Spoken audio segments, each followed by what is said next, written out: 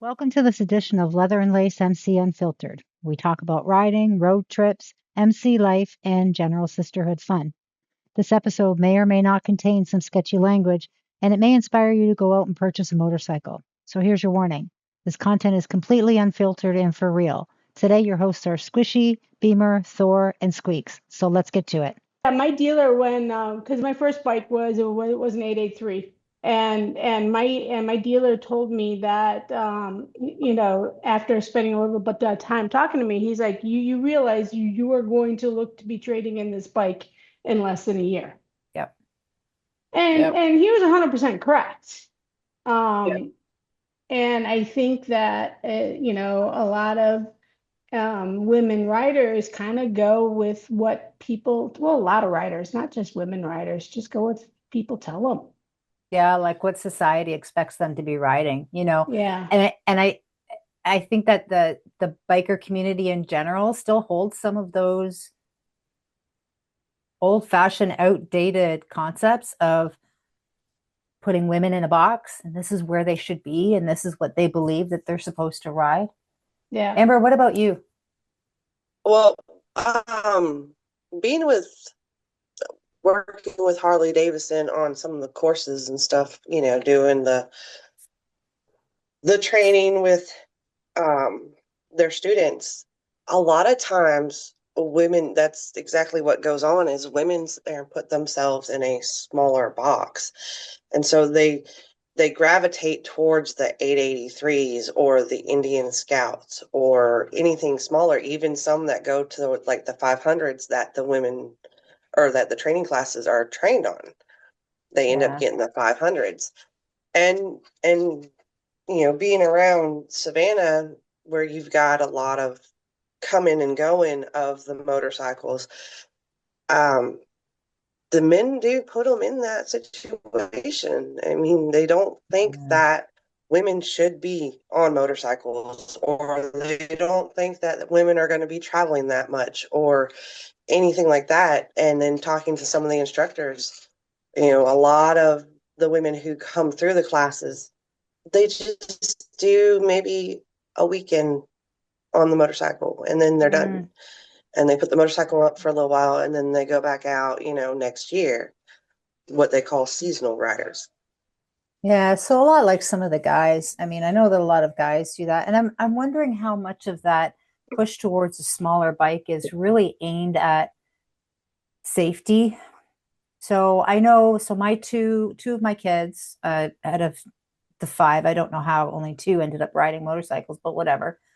Two of them, when they bought their first bikes, so I have the second one who's looking to buy a bike, and then one of them bought a bike last year.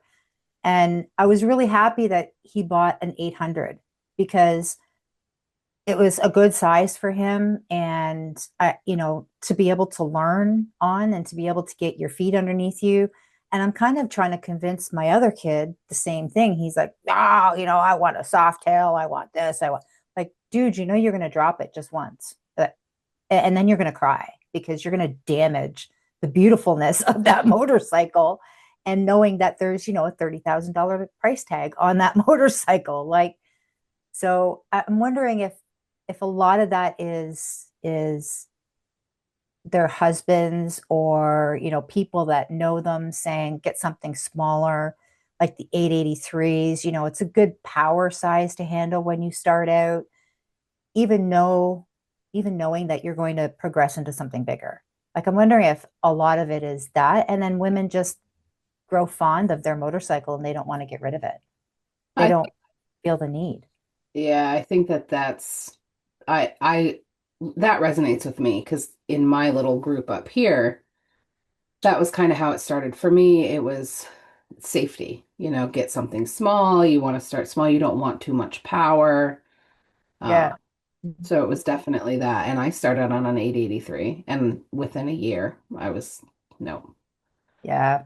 I had the same experience. Actually, I started on a 550, 500. It's a little Honda. And, a lot of it was because of money and I didn't have a lot. And this was like $800. Yeah. Yeah. Can't go wrong with $800 motorcycle. So, but literally within like 6 weeks, I was frustrated and wanting a bigger bike. The only thing I really liked about it was that it was liquid cooled, not air cooled. So, the guys were all overheating. It's 104 degrees. And I'm just sitting there, doo doo doo. So, but yeah, Learning, yeah. I'm sorry. I mean, I think it also kind of where you learn to ride, what type of environment you learn to ride in. Mm-hmm. Because Yeah. I mean, I learned to ride in the city. So learning on a smaller bike it helped give me the confidence. If I had a heavier bike and I couldn't like pull out of my mistakes of stepping in, not paying attention where you put your foot down, and once you get the bike over a certain, Yeah. a certain lean, there's no stopping it. Yeah. I don't know if I'd still be riding if I tried to learn on a bigger bike. Yeah. I started on a V92, which is a 2000 Victory. And those are some big, heavy bikes. And it was the only thing we had available for me to learn on. Yeah. It was about, I want to say 950 pounds Yeah. and didn't have any, I don't think it had any highway bars, if I remember correctly. I dropped it 10 times Mm-hmm. in the city, on the back roads, and it was because it was taller than me, so it was hard for me to put my feet down, and that's why I gravitated towards the Fat Boy because it was lower. But that Victory sat so high, I couldn't put my feet down, so to try and get it back up. But that's another reason why I gravitated towards the Fat Boy is because it was a little bit shorter. It was still a stout bike, but it wasn't as heavy. And dropping the Yeah. bike in the city is not fun. No, it's No, not. I know. I've been there too. I went over a set of, so where we are, there's like four railroad sets, right? Like you have to go over them. So you kind of have to go like this, right, to get over them because if you get stuck in them. I got stuck in one. It sucked my front tire right in and instantly stopped me, laid the bike down flat. And I'm still sitting on the bike going, oh, as I'm laying on the ground. Oh, so yeah, city driving is, I mean, I think that I learned both. First off, I spent 2 weeks in a parking lot because my husband was sure I was going to kill somebody or myself. So 2 weeks I was not allowed out of the parking lot. And you know what? I asked him for his help to learn. So I did what he asked me to do. And it was probably one of the best things that I've ever done is spend those 2 weeks. And literally it's been a tradition for us. The first ride of the year, we take our bikes down to the school on a Saturday. There's nobody there. And we just, run our make believe course. And I think that kind of helps. But I started partially city, but I gravitated naturally towards the country. And once I was able to get on the highway, because Canada has this graduated license system, but once I started to get on the highway, I gravitate towards a highway every single time. I would prefer a highway over any back road anytime. But yeah, no, I'm thinking that there's a lot of different reasons why people naturally push women towards the smaller bikes. I just wish that more dealerships and more people out there would do little bits of assessment on women, especially when they come in and they're like, I want to buy a bike, I want to start motorcycling. I don't want to, I'm a little whatever. Either I'm a little gun shy or no, I just want to go, let's do this. I wish that they would kind of evaluate and sit them on many different bikes, including the larger ones. I'm not talking deckers, but I'm talking, like some of the soft tails, the Sportsters, the Dynas that aren't there anymore, the low riders, I mean, there's other bikes that are out there that have a little bit more power that are able to keep them going for longer. I wish that they would do that in match the person and their shape and their comfortability and that everything about them to the motorcycle instead of automatically assuming, no, you need something that's light with not a lot of power so you don't kill yourself. Because I don't know, there's people out there that they get on a bike and it's like they're born to be on a motorcycle. Yeah. And you know that that little 883 is going to last them half a year, if that, and they're going to want more. So, but yeah, it's interesting. It's interesting. Harley's come up with over the years a couple of motorcycles. I was watching the show last night.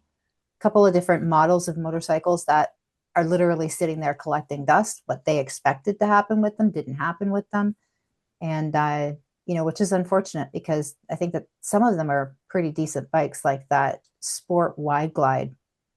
I can't remember. Yeah, I can't remember what exactly it was called, but it was like a Sportster, but it was a wider front end, bigger tire on the front, et cetera, et cetera. And there, it's literally just collecting dust. And then they get rid of the bikes that do really well, like the Slim. Mhm. Right? That was a perfect woman's bike. Yeah. Like literally a perfect entry bike for not just a woman, like anybody, because it's small. It has a very small footpath, but it is extremely well balanced and extremely responsive to riders. You can't get any, and then they got rid of it. Why? I don't understand. And they didn't come up with a replacement, like a upgraded version. Hey, this is what we're proposing instead of the Slim. It was like, nope, it's just gone. Yeah. Yeah. I don't know. They make the money. I don't know. I'm happy with my Fat Boy. I'm good to go. I love my Softail. Yeah. Yeah, I think that a lot of people like their soft tails. Yeah. Hey, have you guys heard anything uh about Quebec and what they've done? No. In the Commonwealth of Virginia, they're still trying to pass the lane filtering. Dude. Yeah. So, it authorizes the operator of a two-wheeled motorcycle to pass another vehicle that is stopped or traveling at no more than 10 miles an hour in the same lane or on the shoulder, provided that there are at least two lanes of travel in each direction. Such motorcycle does not exceed a speed of 20 miles an hour, and the operator executes such passing with ordinary care. And it's also it's going to be a fine of $300 for any car that tries to impede the passage of a motorcycle. Wow. $300. That's stupid. I mean, I'm glad that they have something in there, but $300 isn't going to stop the road It's not. rager from It's going, not. oh, you think you can pass me? No, and taking out the motorcycle. Like, I love how we just went from one extreme to the other. We just went from no colors, no cuts, don't risk the loss of your bike to, oh, you can ride in between traffic. well, the Wow. lane splitting is being, I mean, and I can see it for places like Virginia, like you can be, I don't know. This is something I think Canada does way better. I'm sorry. But Canada makes sure that there is large portions that you can Sorry. carefully. No, it's all good. We knew you were coming back. That's I went to Ireland never scratch. leaves us. I went to scratch my ear and I hit the button on my It turned everything off. yes, yes. It's still in. It hasn't passed yet. If it does pass, they're talking an effective date of July 1st, 2027. That's normal. It's sitting in the House subcommittee. It's passed the Senate. But the House keeps shooting it down. Hmm.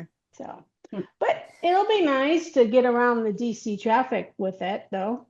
Well, that's what I was just saying. Some places like the traffic in DC is unbelievable.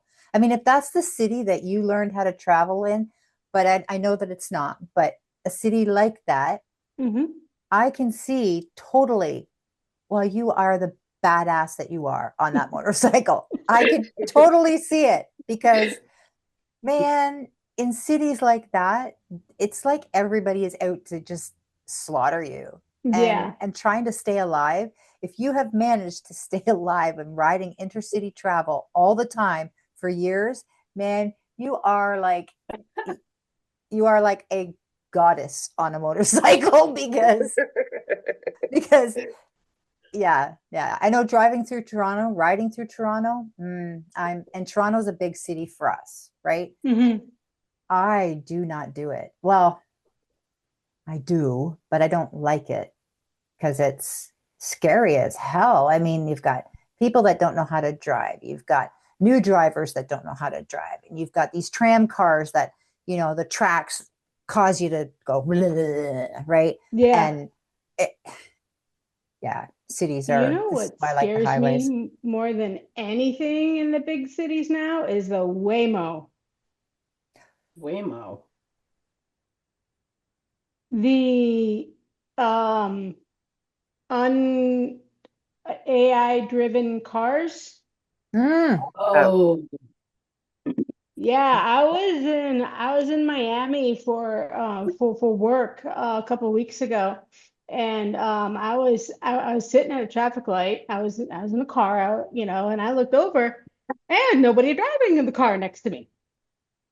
like, And Oh my you God. you look at social media is full of these feeds of these cars just doing stuff they're not supposed to be doing.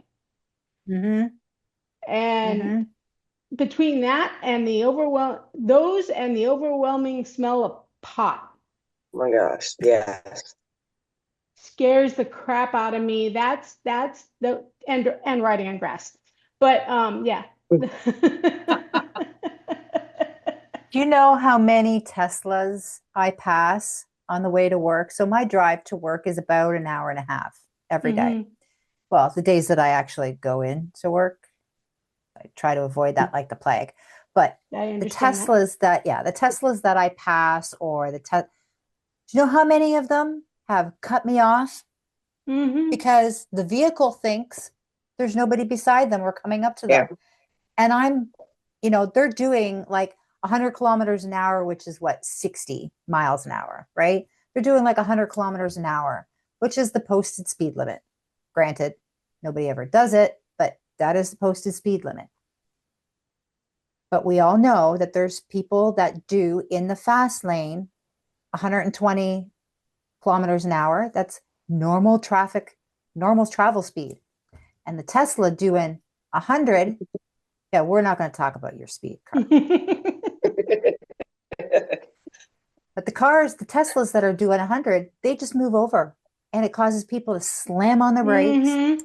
So I bought this new car, Honda Civic, nothing special, but it has all these safety features. And one of those features, when you have your cruise control on, is it will slow your car down, Yeah. speed it up, whatever, depending on what's in front of you. Well, when somebody cuts right in front of me, my car slams on the brakes because it's supposed to keep a certain amount of distance and Yep. they've cut right in front of me. It's bloody well dangerous. Like, I don't even want to use the cruise control because of it. I It's absolutely crazy. And I think I look in the vehicle and they're not even like they're not looking at anything. They don't have their hands on the wheel. They're just so it's in automatic mode, but the car is not seeing the impending danger from behind. And that's a problem. Yeah, one of my bosses has a Tesla and I've asked him questions about the automatic driving mode, and he says that um, if you don't have your hands on the steering wheel, the camera that faces you has to be able to see your eyes. So you can't be like, I guess, looking around. But if you don't want your hands do not have to be on the steering wheel if the camera can see your eyes. But if you don't want the camera to see your eye, yeah, so what people are doing is they're putting like weights on the steering wheel, like water bottles or something to simulate hands holding the steering wheel. So Mm-hmm. yeah. Yep. Well, when you think about it, I can do this. The camera can still see me. Mm-hmm. It can still see me on my eyes, but I'm texting on my phone. Mm-hmm. But the camera can't see that. Not like the camera's even looking for you to be texting on your phone. But that's what they're doing. They're So just looking to see that they can it can see your eyes. That's so stupid. I think it wasn't it last year when there was that huge influx of all the people on bikes getting hit by Teslas is when it I think that's when I started hearing about it. I wonder if they've improved it any, like the Tesla's been taken to court, from my understanding, yeah. a Many times. number of times um because of its driving abilities.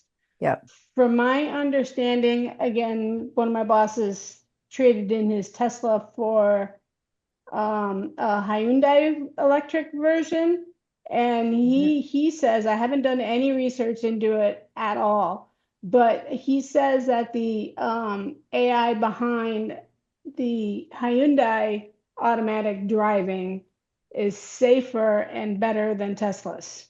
It Wow. is. But It you is. don't hear that ever anywhere. Mm-mm. No, but if you look it up, the technology that they use, there's fail safes that they've built in, but Hyundai's learned that by watching Tesla Yeah. lead the charge, right? So the things that Tesla now doesn't want to go back and change because it's almost like a complete rewrite of their software or whatever, I guess. Hyundai built that in as they were going, as they were developing, because they've seen the problems that Tesla had and the safety issues. So they've been able to do that. I don't know. I see it going, I see it as a problem that's only going to get worse, I agree. unfortunately. I think we need to make a list of all the cars that are using AI for driving so that we know that those are now road hazards. Well, that's pretty much all cars. I mean, Yeah. your Honda Civic that uses AI. Yep. Yep.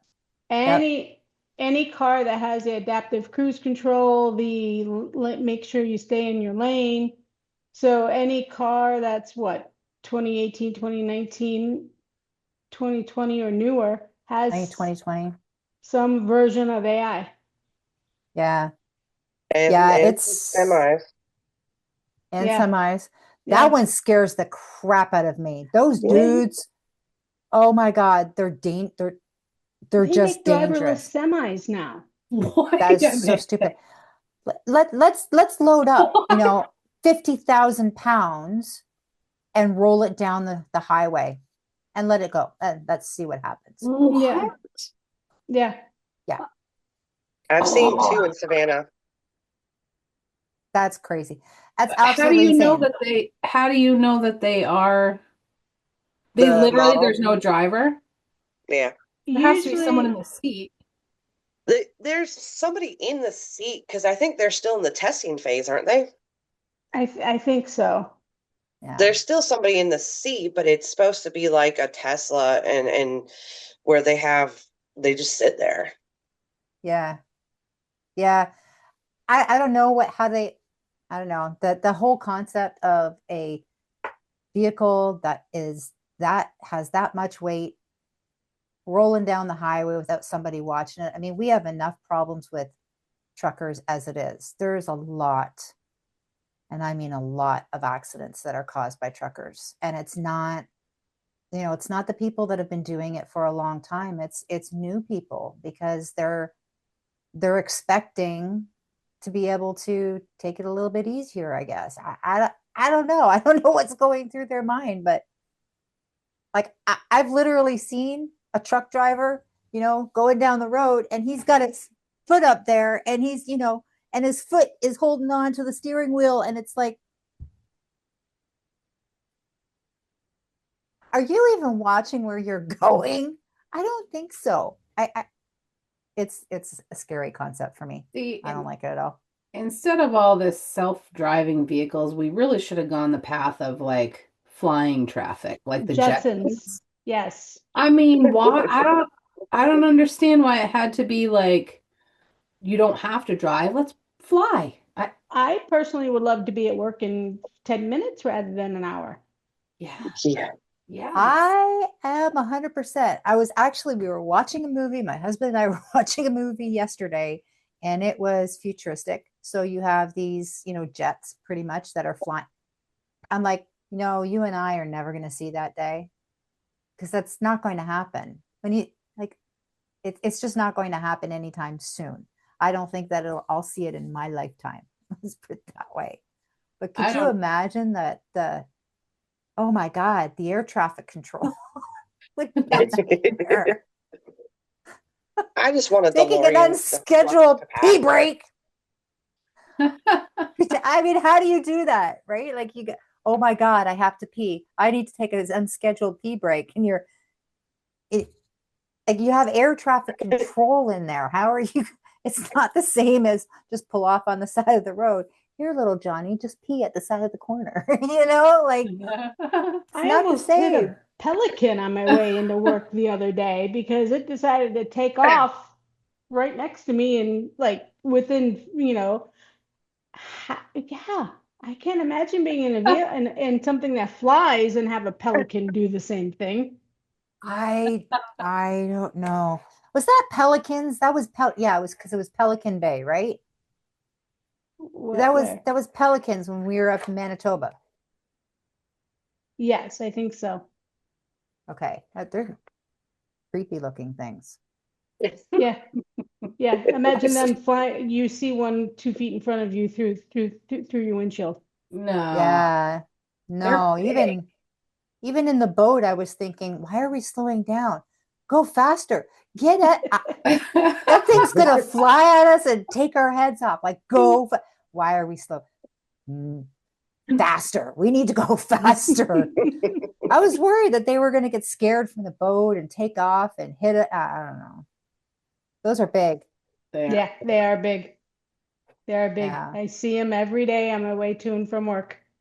Yeah. Absolutely.